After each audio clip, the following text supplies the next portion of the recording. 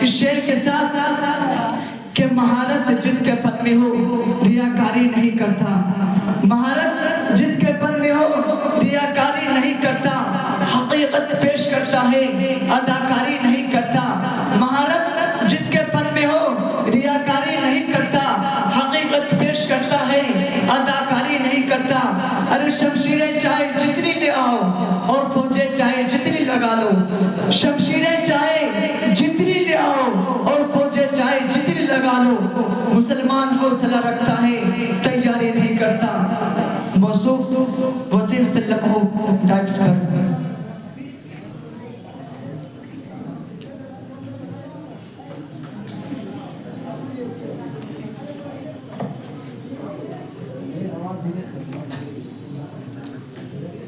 حامدا ومصليا أما بعد فأعوذ بالله من الشيطان الرجيم بسم الله الرحمن الرحيم لقد كان لكم في رسول الله أسوة حسنة وقال النبي صلى الله عليه وسلم فإن خير الحديث كتاب الله وخير الهدي هدي محمد وشر الأمور محدثاتها وكل بدعة ضلالة۔ محترم حضرات، آج میں آپ حضرات کے سامنے رسول اللہ صلی اللہ علیہ وسلم کے اسوہ حسنہ پر کچھ لفظ کرنے کی جسارت کروں گا۔ دعا کریں کہ اللہ تعالیٰ مجھے صحیح کہنے اور ہم سب کو اس پر عمل کرنے کی توفیق عطا فرمائے۔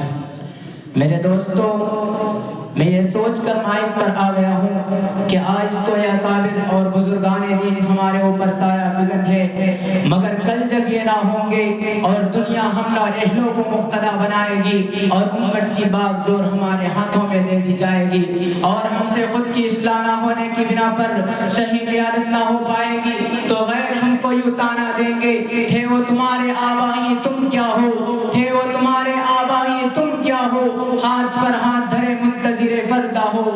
محمد قدم بھرنے والوں، آج مسلمان تنزلی کی طرف کیوں جا رہا ہے جبکہ کبھی مسلمان پوری دنیا کی قیادت اور پاسبانی کر رہا تھا؟ وہ مسلمان جو کل تک سمندر اور ہواؤں کو اپنے تابع کیے ہوا تھا، آج وہ ذلیل کیوں ہو رہا ہے؟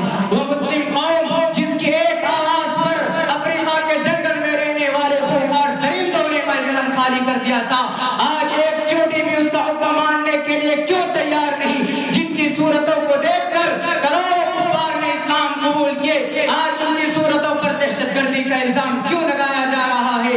وہ مسلم قوم جس کی سچائی اور عدل انصاف کی غیر بھی مثال دیا کرتے تھے، آج وہ ناانصافی اور برے قوموں میں ضرب المثل کیسے ہو گئی؟ وہ مسلمان جس نے کبھی شیروں اور چیتوں سے سواری کا کام لیا ہو، آج وہ گیدڑوں اور کتوں سے کیوں ڈرنے لگا؟ آخر مسلمانوں سوچو تو صحیح کہ اتنی تنزلی کیوں کر آ گئی؟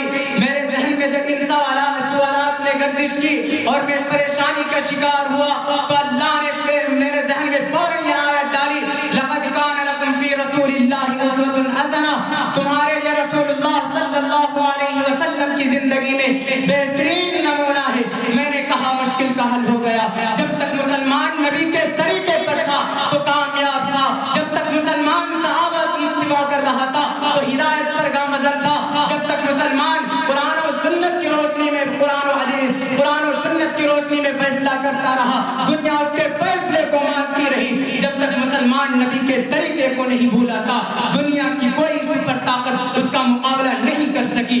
یہی وجہ تھی اگر وہ مرے بھی تو کامیابی کی موت مرے، اور آج جب کہ مسلمان نے نبی کے طریقے کو چھوڑ دیا، قرآن و سنت کو بھلا دیا، صحابہ کرام کی اتباع کو حقیر سمجھا، قرآن و حدیث کے فیصلے کو نہیں مانا، تو بتلاؤ یہ ذلت کے گہرے غار میں نہیں جائے گا تو اور کہاں جائے گا؟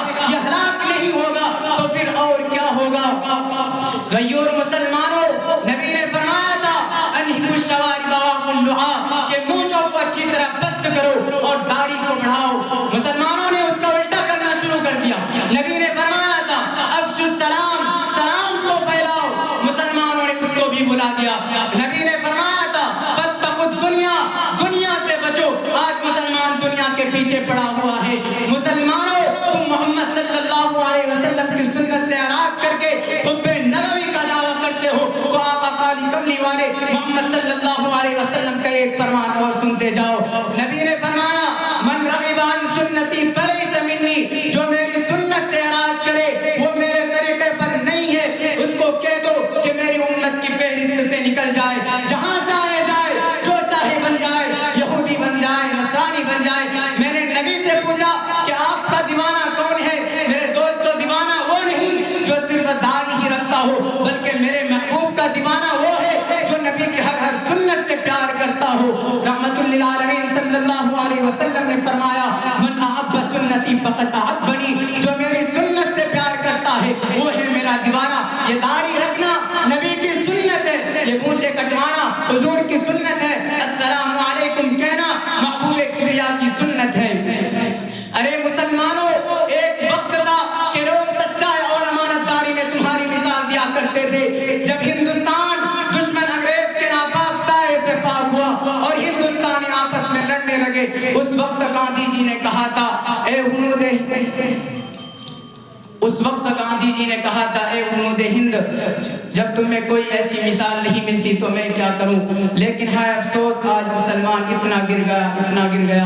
وہ یہود و نصارہ جو کل تک اپنے مقدمے مسلمانوں کی عدالت میں حل کرایا کرتے تھے. اسی پر میں اپنی تقریر کو ختم کرتا ہوں. وآخر دعوانا الحمدللہ رب العالمین.